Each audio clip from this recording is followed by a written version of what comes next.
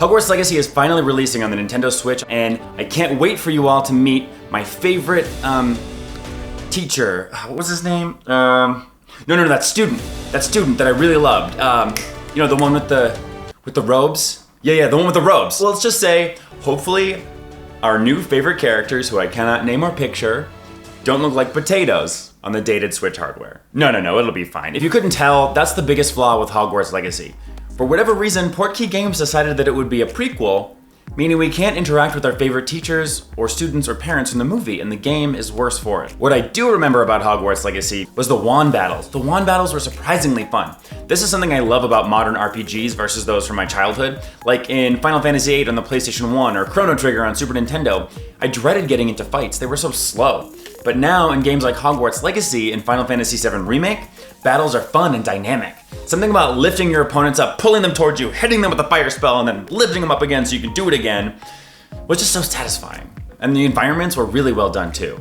The game uses Revelio, the reveal spell, to do the typical look at your environment command in other games, but here it works perfectly because it's integrated with the magic. And really, I love all the spells. I've always been into this kind of Harry Potter fantasy. The wands, the incantations, the potions, the curses. The only thing I'd add though is there's this mini game to learn spells that's really easy and it never gets harder, and it's just like putting a spark through a line. I'm not sure what that's for. There are other small flaws too, like the UI especially. I mean, I never got used to the map, but there's a special place in hell for games that make me move a mouse pointer with my analog stick, instead of just letting me toggle between options.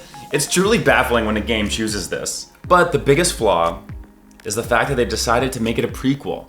And I hope it wasn't just because they were trying to distance themselves from J.K. Rowling, because it was a huge misstep.